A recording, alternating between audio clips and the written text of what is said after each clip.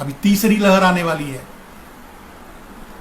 और तीसरी लहर मैं बता सकता हूं कब आएगी, कितनी जोरदार होगी, सारी बातें बता सकता हूं। मुझे मालूम है तू ये सब तेरा किया धरा है, ये प्रक्षेपण तू करवा रहा है, ये रेडिएशन तू फैला रहा है, क्योंकि मुझे मालूम है। कोई बोलेगा नहीं, किसी को बोलने की हिम्मत नहीं है, लेकिन सच यही है। जो मेरी बात को सुन रहे हैं वो इसे रिकॉर्ड करें और लोगों तक पहुंचाएं। तीसरी लहर कब आएगी, कैसे आएगी, कितनी जोरदार होगी, मैं बताता हूं। तीसरी लहर कब आएगी? जब उत्तर प्रदेश के और दूसरे पंजाब और उत्तर प्रदेश के जो चुनाव एक साथ होने वाले हैं, उनका अंतिम चरण चुनाव का वोट का चलेगा, तब तीसरी लहर आएगी। ये बोल रहे हैं सितंबर में आएगी, अक्टूबर है, तो वहां बेवकूफ बनाने का धंधा है, ये नहीं आएगी। जब चुनाव हो जाएगा, उसके अंतिम चरण, जब चुनाव खत्म होने को होगा, तब आएगी तीसरी लहर। और इस तीसरी लहर में आदमी मरेगा कैसे जानते हो? इस बार सांस के लिए, ऑक्सीजन के लिए तड़प तड़प कर मरा, अगली बार ऑक्सीजन मांगेगा ही नहीं, गिरेगा, तड़पेगा, मर जाएगा बस। 5 minutes, with in 5 minutes in death. क्योंकि इस बार का जो रेडिएशन नरेंद्र मोदी फैलवाएगा, वो रेडिएशन और तगड़ा होगा, जो बच्चों तक के इम्यून सिस्टम को भेद देगा। युवा 18 साल, 12 साल, 14 साल के बच्चों तक के इम्यून सिस्टम को भेद देगा, सांसें रोक देगा, शरीर से तुरंत ऑक्सीजन खत्म कर देगा। विज्ञान की दुनिया में, किसी महामारी में, किसी विज्ञान की दुनिया में, किसी भी विज्ञान में ऐसा नहीं है कि किसी के शरीर से ऑक्सीजन अगर खत्म होता है तो वो एकमात्र कारण होता है रेडिएशन। चैलेंज है, इस पर जवाब दे, मेरी इस बात का WHO जवाब दे, या ICMR भारत की संस्था जवाब दे कि यह सच है या गलत।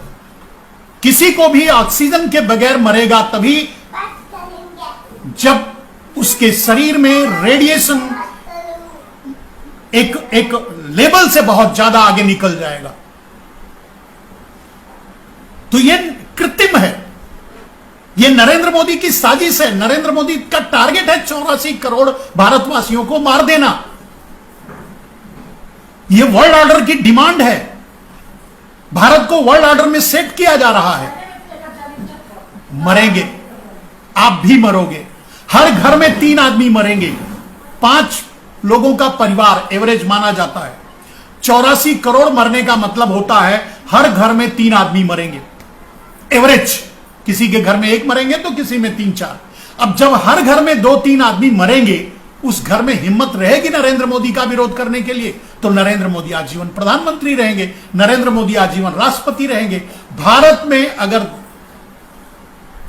40 करोड़ लोग बचेंगे, 40 करोड़ लोग, 50 करोड़ लोग बचेंगे, तो उसका ही प्रधानमंत्री भारत रहे, नरेंद्र मोदी रहेगा, उसका भी राष्ट्रपति नरेंद्र मोदी रहेगा। नरेंद्र मोदी तब भी गद्दी नहीं छोड़ेगा। इतना बड़ा क्रूर, भयानक भेड़िया है नरेंद्र मोदी। नरेंद्र मोदी को धक्के देकर उस गद्दी से उतारना पड़ेगा भारत को बचाने के लिए। हिम्मत है तो आगे आओ, वरना अपनी पीढ़ियों को गुलाम बनाने के लिए तैयार करो, उनकी मेंटालिटी को सेट करो, उनको बताना शुरू कर दो कि आगे तुम्हें कैसे जीना है। आगे तुम्हें जीना नहीं, आगे तुम्हें कुत्ते की मौत कैसे मरनी है, क्योंकि आगे नरेंद्र मोदी का शासनकाल है। नरेंद्र मोदी का शासनकाल कंटिन्यू करेगा।